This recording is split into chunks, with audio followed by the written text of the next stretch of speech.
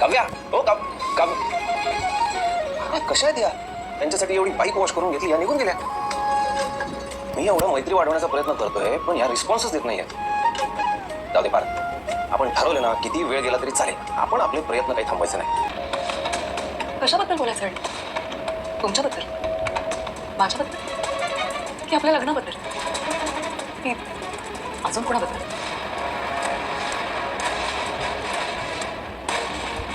हे बघ, मी तू तू पुढचा विषय कुठे घेऊन जाते सगळं?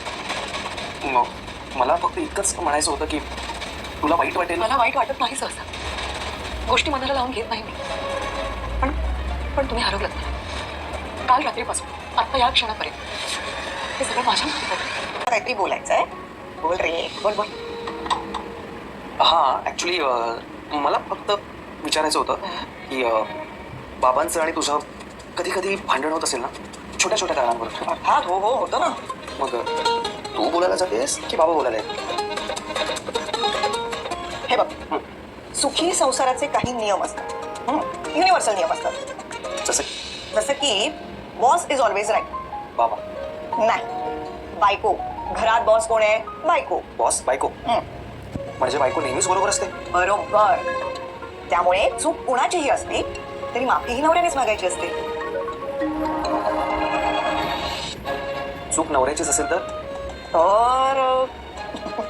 तर मग जेव्हा ज्यांचे डाग फिके होतात पण जात नाही, त्यामुळे असे डाग पडणाऱ्या चुका आपण करायच्याच नाही, काळजी घ्यायची आणि मनापासून सॉरी म्हणायचं. कुणाला हक्क कसा गाजवते तेस तू?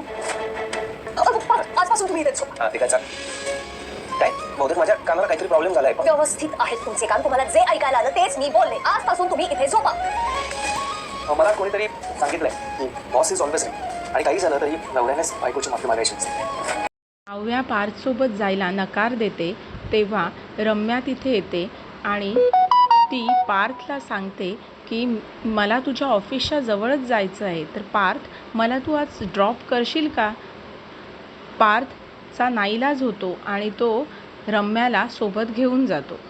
येतानाही रम्या पार्थच्या सोबत येते. हे सर्व नंदिनी पाहते आणि त्यामुळे नंदिनी काव्याला समजावते की अगं पार्थ तुझा नवरा आहे आणि तुझ्या नवऱ्यावर तू दुसऱ्या कोणातरी व्यक्तीला, दुसऱ्या कोणातरी मुलीला कसं बरं हक्क गाजवू देतेस?